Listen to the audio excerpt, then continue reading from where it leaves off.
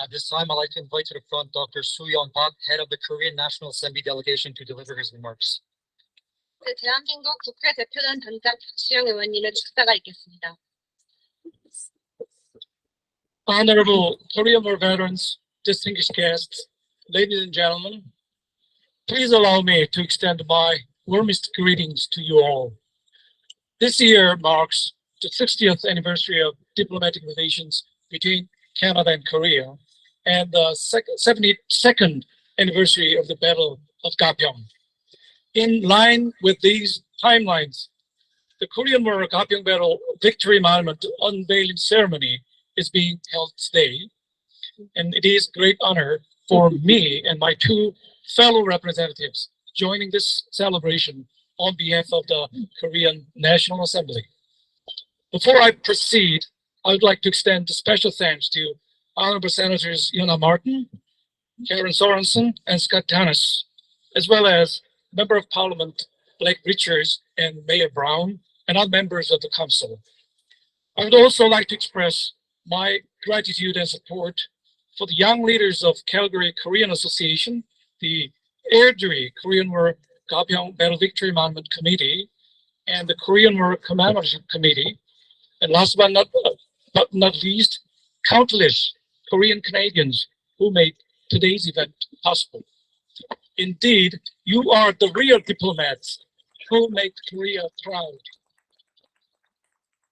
Between 1950 and 1953, 27,000 Canadian soldiers came to Korean Peninsula. I wonder how many of them knew Korea back then. How old were they at that time? So young and full of dreams, yet they came to an unknown country to save freedom and democracy. Many of them had to give up their dreams, some even their lives. But had it not been for the Canadian heroes of Korean War, Korea would not have become the G10 country, and the citizens of the world would not have been enjoying the K-pops by BTS or Blackpink. You and your family members paid for our freedom and democracy with single most precious thing in the world, the life. Thus, on behalf of the people of Korea, I express my sincerest gratitude to Canadian soldiers and their family members for their unwavering support in protecting freedom and democracy of Korea. Busan Metropolitan City, my constituency, is home to the United Nations Memorial Cemetery, which is the only UN cemetery in the world. It is where 2,320 soldiers, including 381 Canadian heroes who lost their lives during the Korean War, are resting in peace. In September 1950, at the age of 21, Archibald Hearsay, the younger of the brothers, joined the Canadian Army to fight in the Korean War. Worried about him, the elder brother, Joseph, joined the army in January of the following year. However, amid the chaos of the war, they were unable to be reunited.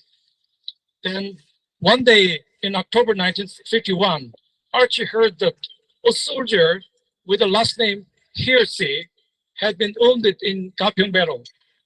He rushed to see the man and saw his brother Joseph lying on the ground with a gunshot. Joseph soon died in the arms of his younger brother, whom he had desperately wanted to see again. Joseph was buried at the UN cemetery in Busan, in my district. Younger brother Archie lived until 2011, when his will included a last request to be buried beside his brother.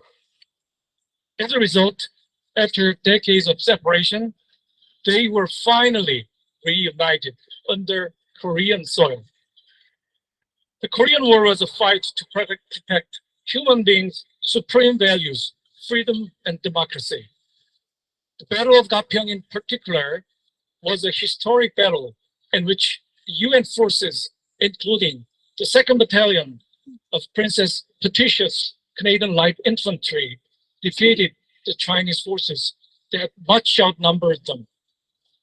Today's unveiling of the Gapyeong Battle Victory Monument is Korea's way of expressing its eternal gratitude to the indomitable courage and sacrifice of the Canadian Armed Forces.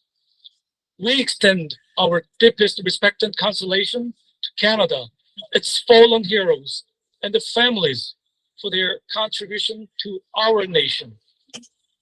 I hope the Gapyeong Battle Victory Monument will help deepen the bonds between Canada and Korea, countries that share a firm belief in the value of freedom and democracy. And I also believe that the monument will bring the Korean Peninsula and the world at large a step closer to lasting peace and prosperity. Thank you so much.